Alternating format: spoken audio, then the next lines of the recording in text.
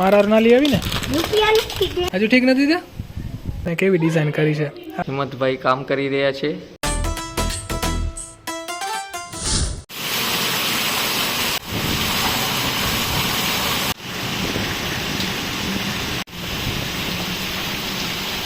2.72 ઇંચીસ વરસાદ પડ્યો છે ગઈ રાતે according to news report 2.72 inch વરસાદ કમાલ તો જુઓ ગઈકાલે આપણે રામધૂન કરાવી ગામમાં 9 વાગ્યાથી કરી અને રાતના 9 વાગ્યા સુધી અને 11-11:30 વાગે તો વરસાદ આવી ગયો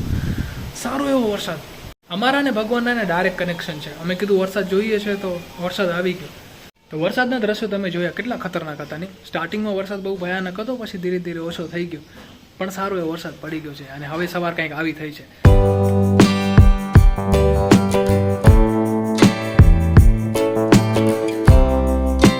પણ આટલા વરસાદથી પૂરું થોડી થશે કાંઈ હજુ વરસાદ જોઈશે અને વરસાદ પડશે બી ખરો પણ અહીં જો અમારો શેફનો લોટ બંધાઈ ગયો છે ગઈ રાતથી હજુ ઠીક નથી થયા હે તો કેમ હવે કાલ કરતા ભલે तो काल करता कि मैं ठीक है के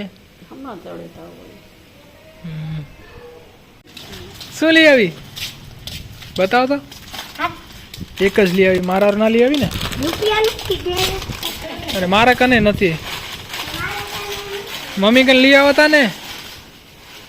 તો ધવલભાઈ નું નામ લીધું ને આપણે ધવલભાઈ ની દુકાને પહોંચ્યા છીએ અને ભાઈ ધવલભાઈ આપને એને તાવની એવી ગોળી દો કે 7 જન્મ સુધી એને તાવ ના આવે હે 7 જન્મ સુધી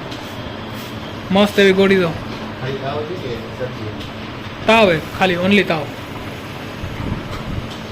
તો ગાઈસ આપને ગોળી મળી है कलरफुल ગોળી है जो ચોરસ પ્લસ માઇનસ વાળી જો એ કામ કરે રે કે નહીં કામ તો કરશે જ ગેરંટી વાળો માલ દીધો હે આવડા વેલા કેમ આવી ગયા 1 વાગે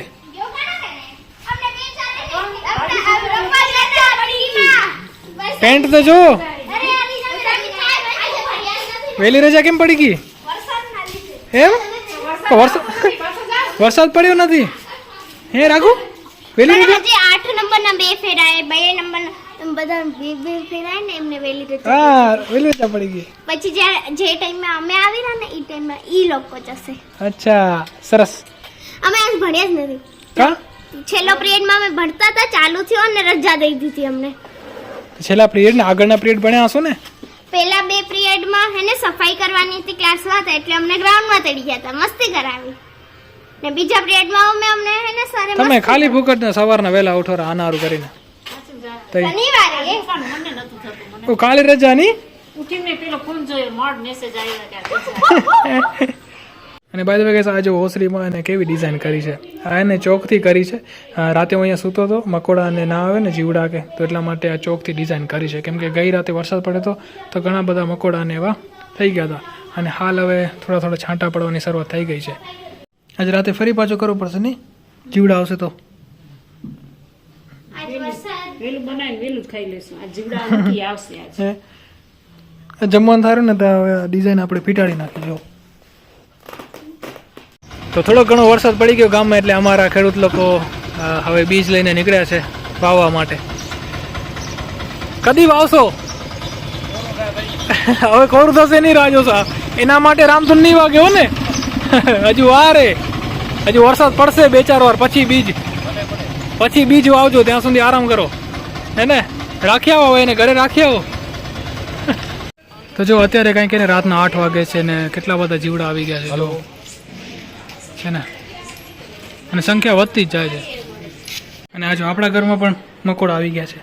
ઉડવાવાળા અને આ મકોડાને એટલી બધી લાઈફ ના હોય મતલબ આજે જન્મ લીધો છે ને કાલે તો સ્વિચ ઓફ થઈ જશે મતલબ કાલે મરી જશે એક રાતનો જ ખેલ હોય આ લોકોને અને ગાઈસ બારીની સાઈડ તો તમે જો કેટલા બધા મકોડા આવી ગયા છે આપણે એક જ લાઈટ ચાલુ રાખી છે કેમ કે બધા મકોડા અહીંયા કને જમા થઈ જાય ને આપણે આરામથી જમી લઈ અને અહીંયાથી જોજો ભલા મકોડા કેટલા બધા છે જો મકોડા છે મકોડા ભાઈ કેટલા બધા હજુ તો કેટલા બધા મરી ગયા હશે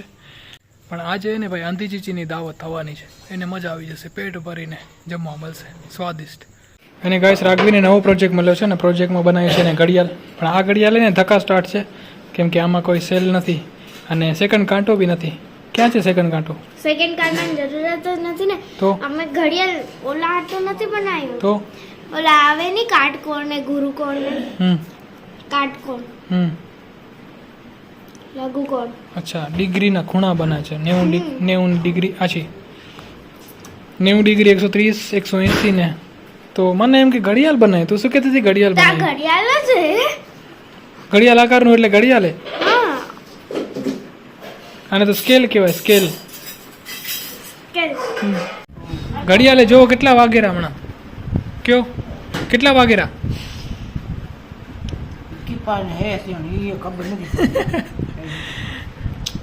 રાઘવી બનાવ્યું હે કેટલા વાગેરા બોલો કેટલા દેખ હું તો કહું ને આટલા વાગે તો આ ઘડિયાળ તો જોઈ લો રા તમે આપણે ઘરનું ઘડિયાળ જોઈ લો રા આ જોઈ દો કેટલા વાગે એ મને ખબર ન પડે એ ખબર ન પડે હું કહું અખર નાના હોય so hello good morning this is next day અને મોર્નિંગ ક્યાંથી થઈ છે જો આપણા સુરતન બાપાના સ્થાને કે તમને ખબર હશે કે બેનરનું કામ બાકી છે કેટલા દિવસોથી તો એ આજે આપણે ફાઇનલી કરવાનું છે નવું બેનર આવી ગયું છે ને સાથે નવો માણસ આવી ગયા છે એકચ્યુઅલી આ જે કામ હતું ને એ મને અને આમના ભાઈને મળ્યું હતું પણ આમના ભાઈ પગ કટાવી ગયા હવે એના મોટા ભાઈ આવ્યા છે બંને સેમ લાગે જુડવા છે એટલે ખબર ના પડે પણ ઓનું નામ હતું સુંદર ને આ ભાઈનું નામ છે સાગર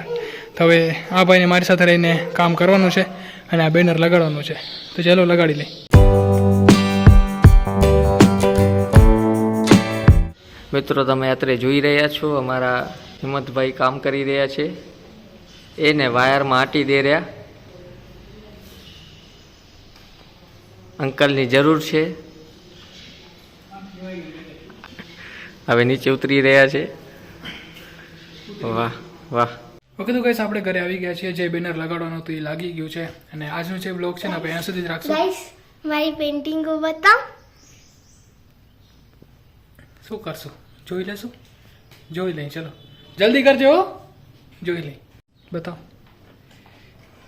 અરે વાહ જગન્નાથ પ્રભુ બનાવે જો કેટલા માર્ક્સ આવશે માર્ક્સની નથી એમ જ બનાવીએ ટાઈમ પાસ. એમ વાહ હમણાં જ હજી બનાવી હતી. હજુઆના ભાઈ ને બેન ને દોર બીજા બાજુમાં ઈ બીજી બુકમાં દોર્યા ખાલી જગન્નાથ હે. ભલે સરસ ઓકે તો પેઇન્ટિંગ જોવાઈ ગઈ છે અને હવે આપણે વિડીયોને એન્ડ કરી આઈ હોપ કે તમને વિડીયો પસંદ આવ્યો હશે જો તમને વિડીયો પસંદ આવ્યો અહીંયા સુધી જોયો હોય તો લાઈક કરજો માર્ક્સ દેજો. નવો મારા પેઇન્ટિંગના માર્ક્સ દેજો. 10 આપતો. પેઇન્ટિંગને 10 માંથી 100 માર્ક્સ તને 10 માંથી 1 માર્ક્સ હો ને ઠીક છે ચાપ કામ કરો તો ઠીક છે ગાઈસ આજનો બ્લોગ આપણે અહીંયા સુધી રાખો આઈ હોપ તમને પસંદ આવ્યો હશે જો તમને વિડીયો પસંદ આવ્યો અહીંયા સુધી જોયો તો લાઈક કરજો નવા તો ચેનલને સબસ્ક્રાઈબ કરજો ફરી મળીશું એક નવા વિડીયો સાથે ત્યાં સુધી તમે ધ્યાન રાખજો Tata bye bye take care એટલે જ 10 માંથી 1 માર્ક્સ દીધો તને આવા નાટક કરો ને એટલે જ બાય